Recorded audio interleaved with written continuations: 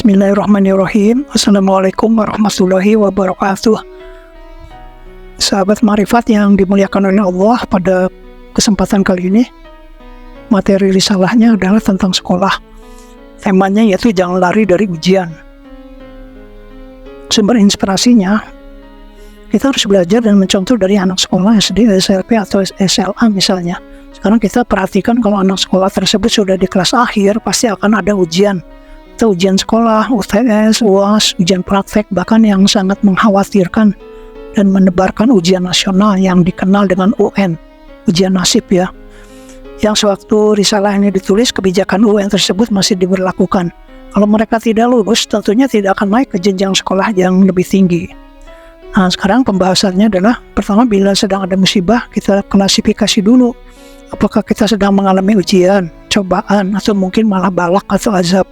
Bila ada bencana, musibah, atau masalah yang kita hadapi, jika kita introspeksi tapi kita tetap tidak tahu apakah ini akibat dari dosa kita atau bukan, kita lihat langkah laku amal lahiriah kita dalam menghadapi musibah tersebut. Kalau kita menggerutu, mengeluh, mengumpat dalam menghadapinya, berarti musibah itu adalah balak atau azab bagi kita. Kalau kita sabar menghadapi musibah tersebut, kita diam, tidak mengeluh, berarti Allah sedang melunturkan dosa-dosa kita. Sebaliknya, kalau kita justru makin giat dan tekun beribadah, zikir, sedekah, dan beramal soleh lainnya, maka musibah itu adalah ujian dari Allah untuk menaikkan derajat kita. Sultan Aulia Syekh Tuan Syekh Abdul Qadir Al-Jilani radhiyallahu anhu dalam kitabnya Fathur Rabbani berpesan agar kita jangan lari dari ujian, dan juga jangan berdoa minta dihilangkan ujian dan bencana tersebut. Loh kok? Nah, bingung kan? Menurut beliau, kalau kita lari dari ujian, berarti kita tidak menginginkan derajat seperti wali, ma'rifat, dan kedekatan pada Allah.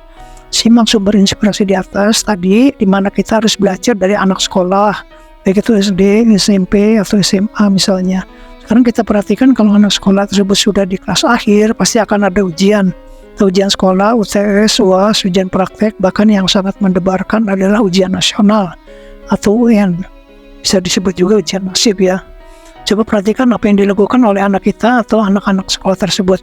Mereka meninggalkan atau mengurangi bermain dan menonton TV, sibuk belajar, berdoa, beribadah, sungkeman, mohon doa restu pada orang tua. Kita juga mewanti-wanti mereka jangan lupa mendekatkan diri pada Allah, mohon supaya lulus ujiannya dengan nilai yang baik, kalau mungkin dapat ranking. Bahkan mereka beristighosa atau berzikir. Bahkan di sekolahnya suka diadakan juga hipnoterapi ya, jadi bersama-sama, karena mereka harus melalui ujian itu. Bila mana prinsip kita yang dipakai yaitu lari dari ujian, atau berdoa minta dihilangkan atau dihindarkan dari ujian tersebut, maka coba bayangkan apa jadinya. Kalau akan UN, anak kita malah berdoa minta dihindarkan dari ujian, atau kalau sudah di ruang ujian, karena sulit, stres, dia lari dari ujian atau kabur tidak ikut ujian, maka yang pasti dia akan mendekam di kelas yang sama atau di sekolah yang lama, sementara teman-temannya yang lain lulus dan melanjutkan ke jenjang pendidikan yang lebih tinggi lagi. Kita juga sama, harus menghadapi ujian sampai lulus atau bisa melalui ujian tersebut. Jadi kalau ditimpa musibah sebagai ujian pada diri, selain kita meningkatkan ibadah kita pada Allah, kalau fisik kuat dengan sholat, sunnah, zikir, dan sebagainya. Tapi kalau ujiannya berupa musibah, kesehatan, atau sakit, bisa dengan sedekah misalnya. Juga berdoa, hanya saja doanya bukan minta dihilangkan ujian tersebut, tapi kira-kira doanya adalah, ya Allah, kuatkanlah hamba dalam menghadapi ujian ini, sehingga hamba dapat lulus dan mendapat ridho-Mu, amin. Insya Allah akan memberi jalan keluar, sehingga kita dapat melewati ujian tersebut, dan otomatis derajat kita di sisi Allah akan naik. Mungkin Allah bisa saja mengakhiri ujian musibah atau penyakit tersebut secara sekaligus dengan kun fayakunnya, atau lewat syariat dengan membimbing kita untuk melakukan syariat ikhtiar yang diridhoinya. Diriwayatkan dari Abu Hurairah radhiyallahu anhu, dia berkata, aku mendengar Rasulullah sallallahu alaihi wasallam bersabda, siapa yang sakit kemudian ia rela dengan ketetapan Allah, maksudnya sabar dalam menghadapi apa yang menimpanya, maka ia pun keluar dari dosa-dosanya seperti bayi yang baru lahir. Seandainya kita ditimpa musibah dan kita sudah tidak tahan lagi, maka doa yang pantas adalah, ya Allah, angkatlah beban musibah hamba ini dan berikanlah hamba hikmah di balik musibah ini. Begitu kira-kira pesan Tuan Syekh Abdul Qadir Al-Jilani radhiyallahu anhu dalam kitabnya Futuhul Ghaib. Nah, ini tugas berlaku sehari-hari ya, sahabat Ma'rifat ya, untuk kita laksanakan bersama-sama, bisa dipraktekkan. Jadi ujian dari Allah harus dijalani, itu udah mutlak ya.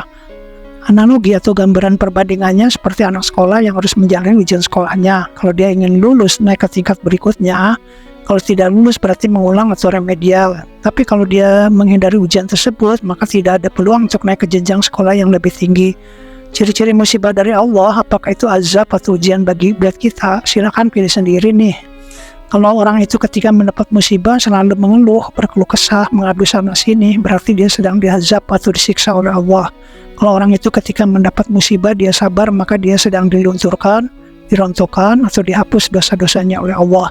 Kalau orang itu ketika mendapat musibah dia malah meningkatkan ibadah dan ketaatannya pada Allah, maka dia sedang diuji oleh Allah, bila lulus akan naik derajatnya. Amin. Nah, demikianlah materi salah untuk kali ini ya. Mudah-mudahan bermanfaat buat kita semua dunia dan akhirat. Wabillahi taufiq wal hidayah. Wassalamualaikum warahmatullahi wabarakatuh.